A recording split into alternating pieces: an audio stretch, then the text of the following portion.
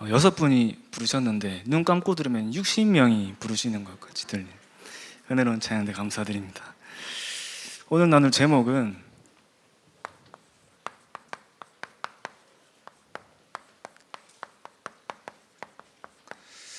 보좌화 시스템입니다. 이번 주에는 그럴 수 있다라는 강단 말씀으로 이제 말씀을 받았는데, 근데 사실 이 그럴 수 있다라는 말이 굉장히 단순하고 쉽게 할 수 있는 얘기가지만 사실 그 문제나 사건의 강도의 크기에 따라 좀 하기 힘든 말일 수도 있습니다. 작은 일에는 그럴 수도 있지 할 수 있는데 좀 큰 문제가 왔을 때는 사실 그럴 수 있다라고 말하기 좀 힘들죠.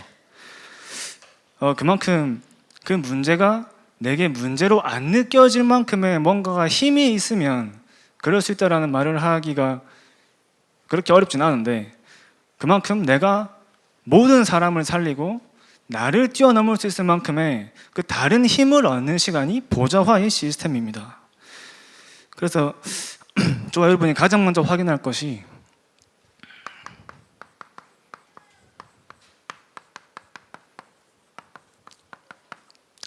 갈보리산 언약입니다. 내 인생이 그리스도를 만났다, 그건 사실 정말 끝난 것이고 모든 것이지 않습니까? 나에게 속지 마라 하셨습니다. 왜 나에게 속지 마라 하셨냐면 나도 그렇게 속을 수 있기 때문에 나에게 속지 마라 하신 것이죠. 나에게 속지 마라 이렇게 말씀을 주셨습니다. 이제 저와 여러분은 영원한 존재입니다. 영원한 존재를 3가지를 말씀을 주셨습니다. 하나님이 영원한 존재고, 또 우리의 영혼도 영원한 존재고, 사단도 영원한 존재라고 말씀을 주셨는데, 그럼 우리의 구원받은 영혼, 그 영혼은 영원한 것이죠. 영원한 구원을 받은 영혼인 것입니다.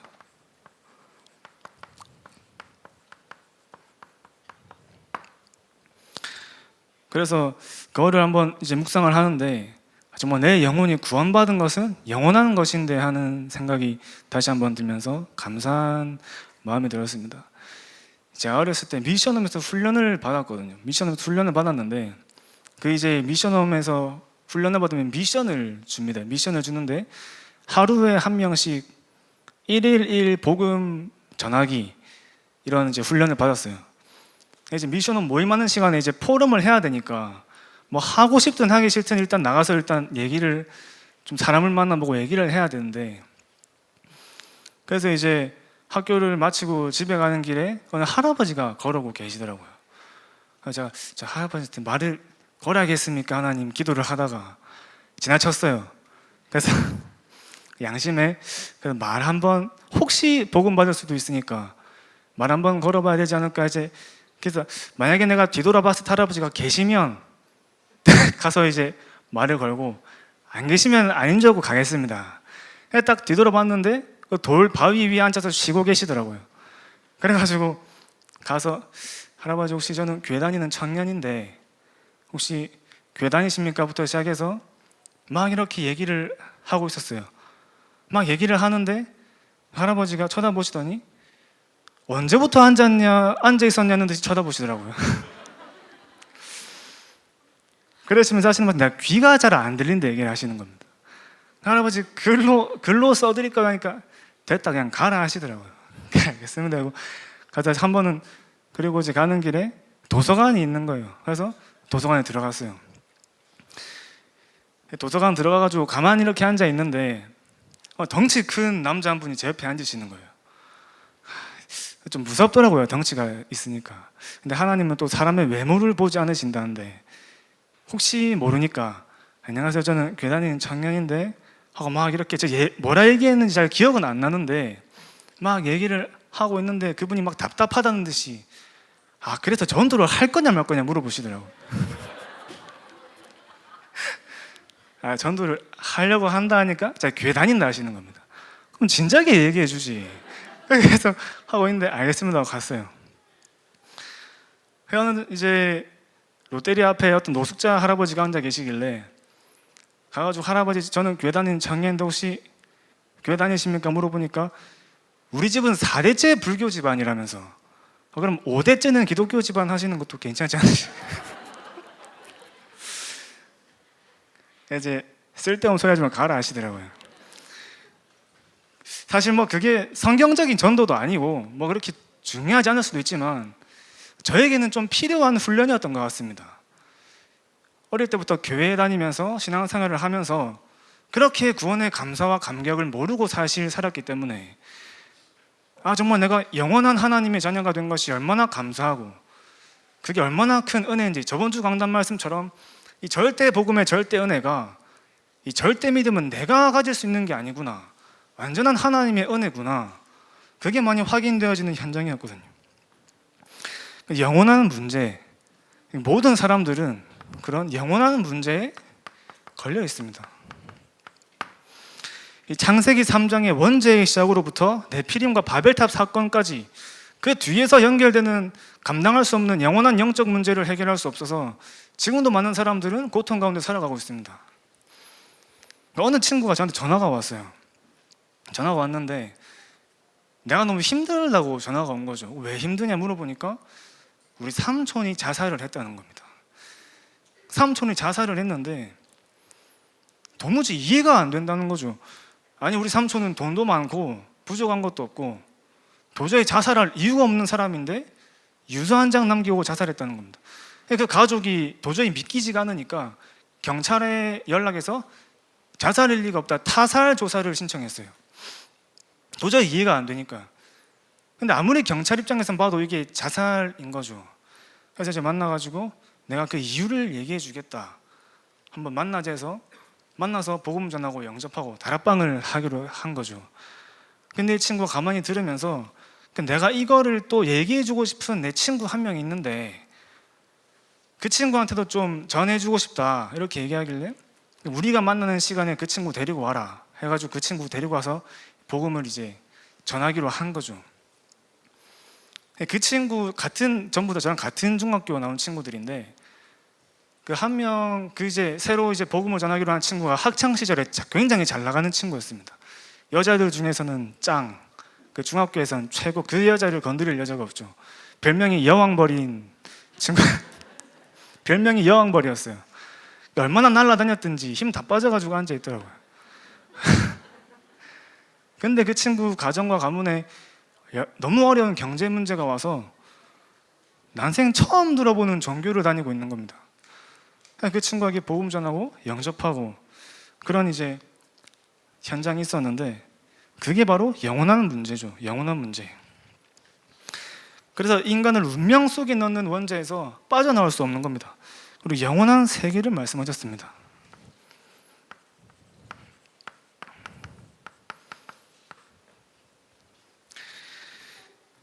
그래서 사단의 나라, 세상의 나라, 하나님 나라를 말씀하셨는데, 그래서 에베소서 2장 2절에 그때 너희는 그 가운데서 행하여 이 세상 풍조를 따르고 공중 권세 잡은 자를 따랐으니, 그렇게 말씀하셨죠. 이 가운데 없었던 사람이 한 명도 없었다는 겁니다. 나도 이 가운데 있었기 때문에 나도 그럴 수 있다라는 말씀을 주셨습니다.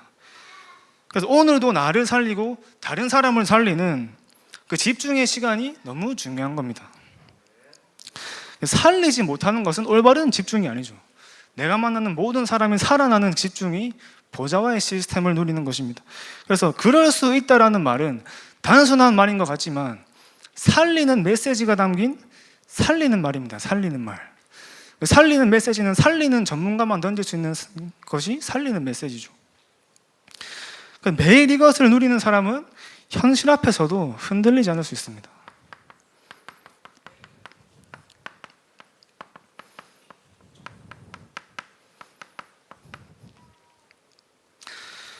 우리의 현실 가운데 흔들릴 일이 너무 많지 않습니까?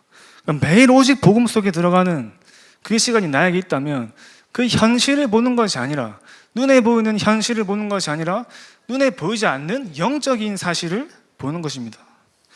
그래서 모든 만남과 문제와 일과 사건 가운데 왜 여자의 후손이 아니면 안 되는지에 대한 이유가 다 보이는 겁니다. 그게 다 발견되는 거죠. 모든 문제의 시작은 창세기 3장, 그 사건으로부터 온 영적 문제와 모든 내 삶과 만남 가운데 오는 문제로 보이는 겁니다. 모든 문제의 모든 답이 여자의 후손 되신 그리스도로 모든 답이 나는 거죠. 그럼 하나님 반드시 그 사람에게 유일성의 말씀을 주십니다.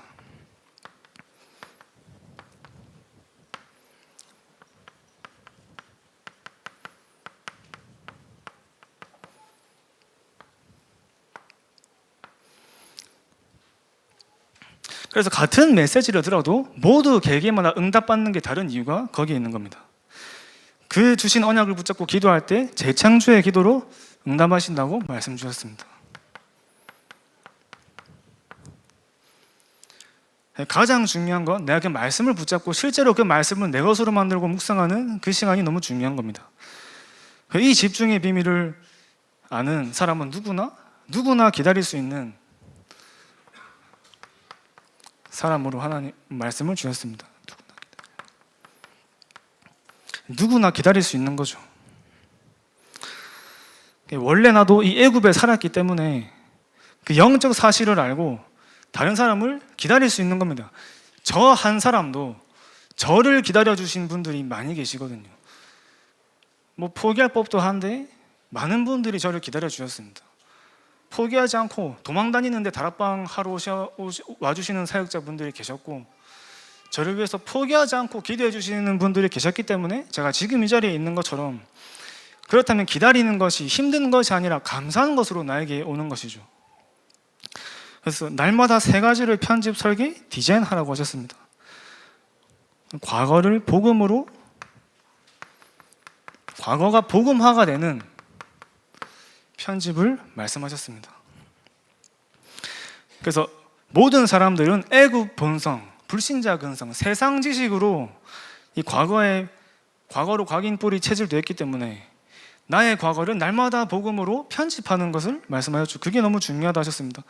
그래서 편집하면은 영상을 편집할 때도 불필요한 것은 빼고 필요 없는 것은 뺀 다음에 중요한 것만 넣는 것처럼 우리 인생을 복음이 아닌 다른 것은 빼고 완전한 그리스도 되시는 그 복음의 언약을 우리 삶 속에 우리 인생으로 편집하는 것입니다. 나의 영적 상태와 나의 인생을 새롭게 편집하는 것입니다. 그렇게 복음이 적용되면서 그 복음이 나에게 개인화되면서 나의 과거가 복음으로 재해석되어지고 재창조되어져 갈 수 있는 것입니다. 그리고 오늘을 설계하라 하셨습니다.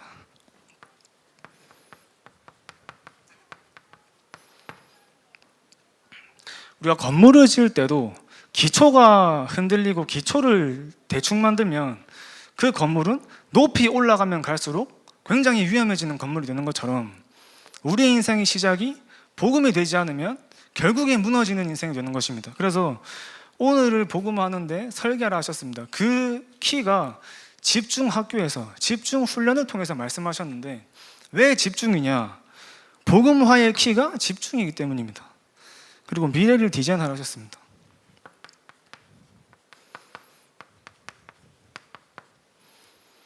그래서 우리의 미래가 우리 교회의 언약이 나의 언약이 되어서 나의 업과 현장에서 그 언약을 이루는 것으로 디자인되어 나가는 것입니다. 그래서 복음이 아니면 안 되는 절대적인 이유를 발견하면 그 복음이 나에게 오직이 되는 집중 속에 들어가는 것이 중요합니다. 그것이 오늘 읽은 본문처럼 감람산 언약입니다.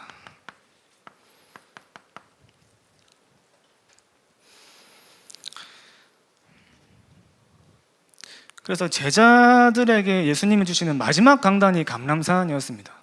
만약에 지금 이제 리더 대회가 진행되고 세계 렘넌트 대회가 진행되는데, 만약에 올해 받는 세계 렘넌트 대회가 마지막 세계 렘넌트 대회라면, 만약에 이번 주에 주시는 주일날 강단 말씀이 마지막 강단 말씀이라면 아마 생명 걸고 들으려 할 겁니다. 그런 마음이지 않을까 하는 생각을 했습니다. 예수님이 감람산에서 주시는 마지막 강단에 40일 동안 그 제자들이 그 한 글자 놓치지 않으려고 집중하지 않았을까? 그 시대에 녹음기가 없는 게 아쉽지 않았을까? 그래서 성경에 있는 그 모든 말씀을 한 글자 빠지지 않도록 기록할 만큼 집중하였던 것입니다. 그때 보좌의 능력이 임하는 시간입니다.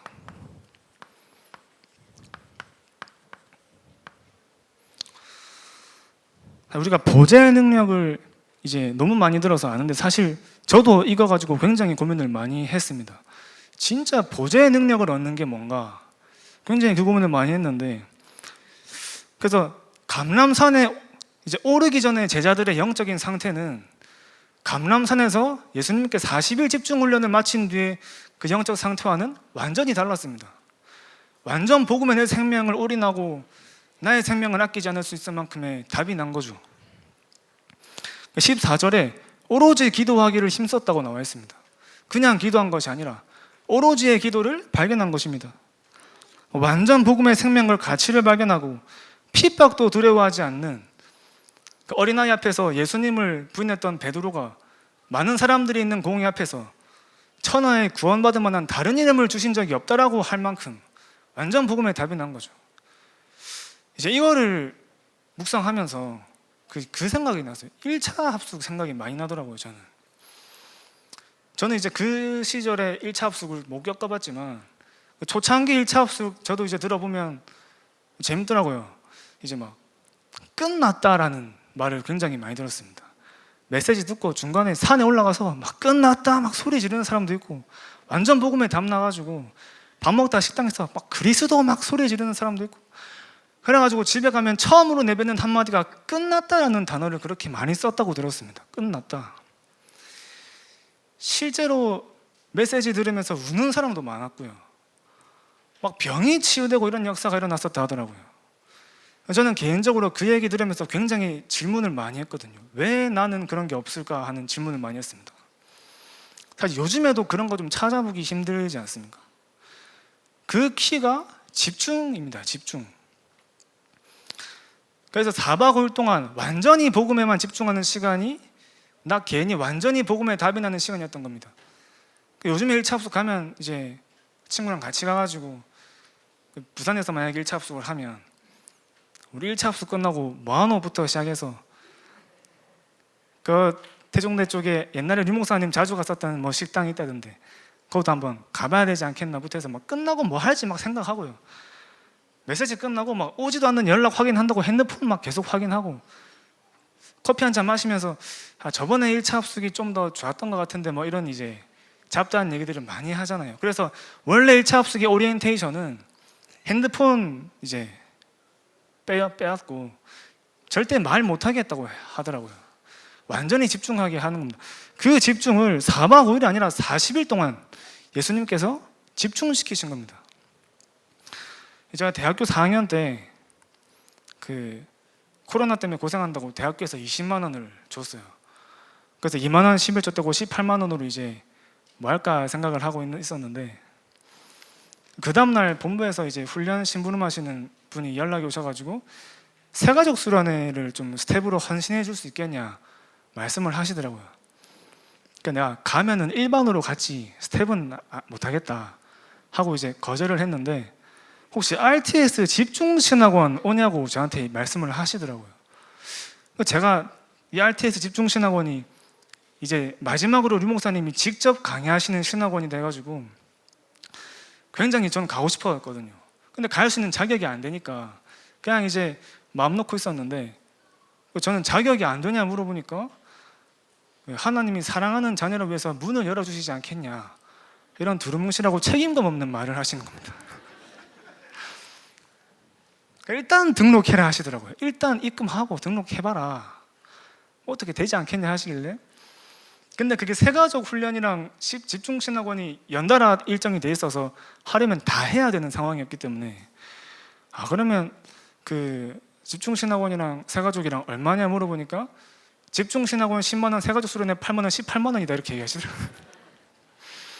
이거 등록 가라는 하나님의 시간표인가 보다 하고 가서, 제가 그 다음 해에 RTS를 들어가는 시간표였는데 그때 거기서 굉장히 많은 은혜를 받았습니다.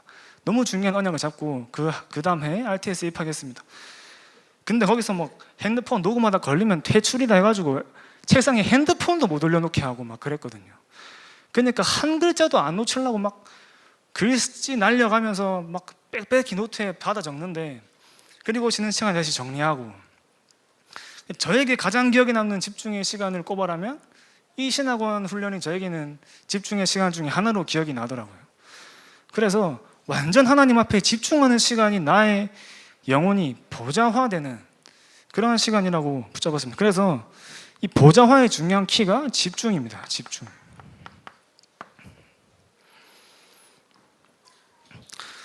그때 나의 영적 상태가 살아나는 거죠. 그래서 영적 문제에 있는 사람들은 이 집중을 하라고 문제에 걱정하지 마라 하셨거든요.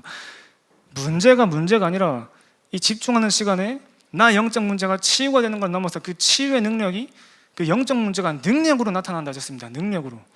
그렇다면 그 문제가 나에게 굉장히 보좌화를 누리는 가장 중요한 통로가 되는 것입니다. 그럼 어느 날 24가 되어지는 나 영적 상태가 만들어지는 것입니다.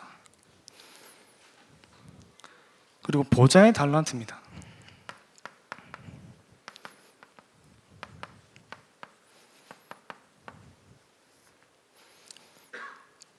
목사님이 우리 원단 1강 때 주신 나의 오직 유일성 재창조 말씀에 다 나와 있습니다. 어떻게 나의 보좌의 달란트를 찾을 것인가? 말씀 속에서 언약으로 잡으라 하셨습니다. 이 언약이 확실한 사람은 앞으로 내가 뭐 할지 이거 했다가 저거 했다가 흔들리지 않는다 하셨습니다. 저도 어릴 때부터 아버지가 계속 니는 RTS 가야 된다, RTS 가야 된다 얘기 많이 하셔가지고 그때는 뭐 그렇게 미래에 대해서 막 고민하고 싶은 나이가 아니었기 때문에 그러면 RTS 가면 되나 보다 하는 생각을 하고 있었지만 어쨌든 그 진지한 고민을 하는 시기가 한 번쯤은 오잖아요. 근데 아버지가 RTS를 가야 된다, 니는 목회자가 될 사람이다, 그 이름도 지혜지 가르칠 훈으로 지었다, 뭐 진짜 그렇게 처음부터 지은 건지 중간에 끼워 맞춘 건지 모르겠지만 그 언약의 말씀이 저에게 언약으로 잡아지는 시간이 있었습니다. 정말 하나님이 나를 목회자로 부르셨구나라는 그 중요한 언약이 말씀으로 잡아지는 시간표가 있었던 것입니다.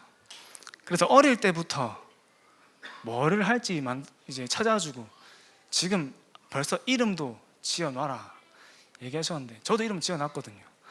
4명의 아이의 이름이죠. 목사님 요즘 결혼 얘기 많이 하셔서 굉장히 좀 땀을 많이 흘리고 있는데 저는 뭐 그냥 대학교 다니면서 진짜 한번 지어봤는데 괜찮은 것 같더라고요. 그래서 다 의미도 있고요. 얘는 뭐 하래다 이런 게 이름 안에서 나오더라고요.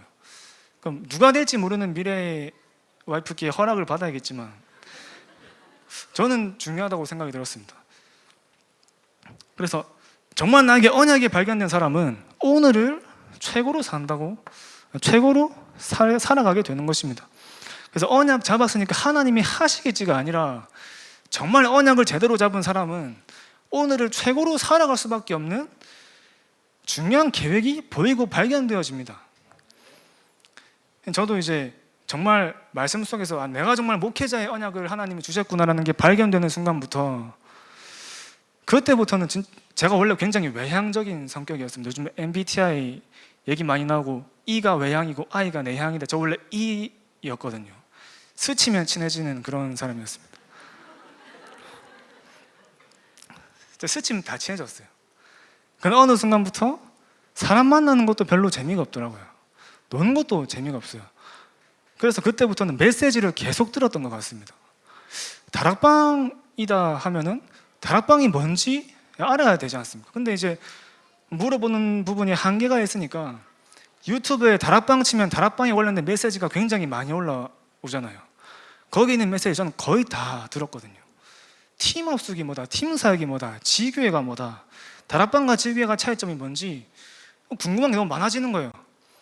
유튜브에 올라가 있는 훈련 메시지, 뭐 기초 메시지 거의 다 들었어요.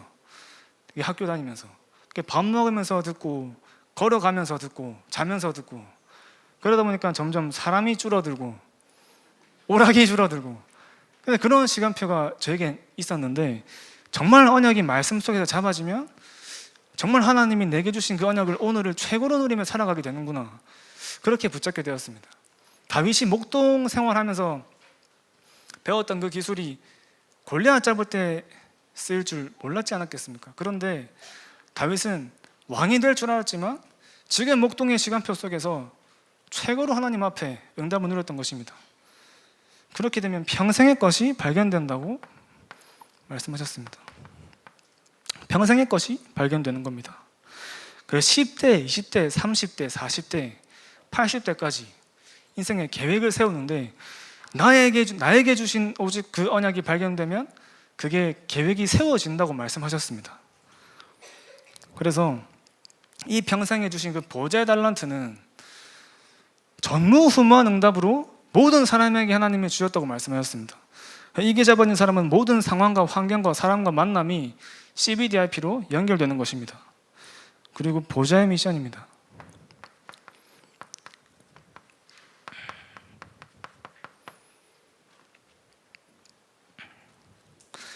감람산에서의 제자들이 확실한 미션을 잡고 내려온 거죠. 그 미션을 붙잡고 흔들리지 않았습니다. 그 미션이 보좌의 미션입니다. 그래서 나라의 일을 40일 동안 설명했다고 나와 있습니다. 그래서 내 것을 붙잡으면 생명을 걸 수 없지만 하나님의 것을 붙잡았기 때문에 생명을 걸 수 있었던 것입니다. 그래서 스데반은 복음 한 번만 하고 죽어도 괜찮을 만큼의 미션을 발견한 겁니다. 이 사람들이 모이는 곳에 역사가 일어났는데 그 역사가 마가다락방에서 일어난 역사입니다.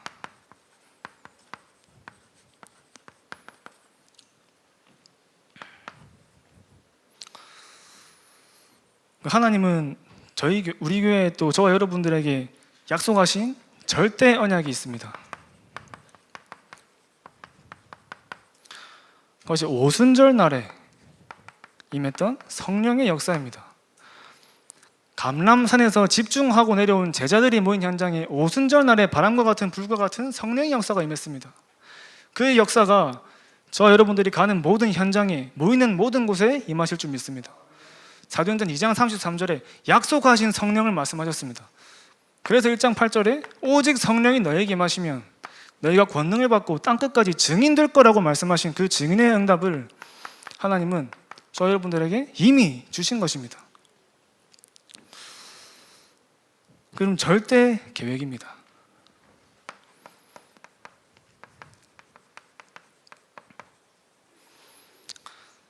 우리 지역에 일어나는 전도운동, 경기 남부 지역의 600지교회를 말씀하셨습니다. 그래서 정확한 미션을 붙잡고 내려온 사람들은 그 보좌의 능력 속에서 그 보좌의 달란트를 가지고 보좌의 미션을 가지고 지역을 장악하는 전도운동이 군데군데마다 일어난 것입니다.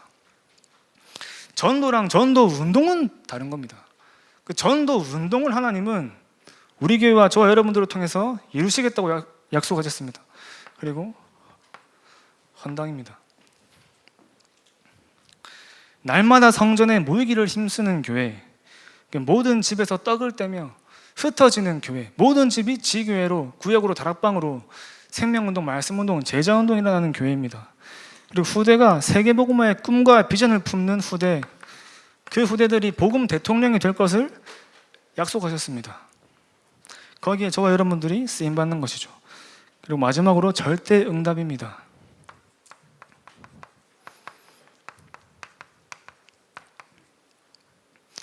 이 응답이 237까지 연결되어져서 그리고 지금 비대면으로 그 응답을 확인하고 있습니다. 그리고 수련회를 통해서 하나님이 내게 주시는 오직 유일성 재창조의 시스템을 발견하는 중요한 시간이 되실 줄 믿습니다. 기도하겠습니다. 하나님 감사합니다. 갈보리산 언약과 감람산 언약과 그 마가다락방 언약 속에서 내 개인이 현장을 살리고 사람을 살리고 모든 것에 그럴 수 있다의 비밀을 누리는 보좌와의 시스템이 세워지게 하여 주시옵소서. 살아계신 주 예수 그리스도 이름으로 기도드립니다. 아멘.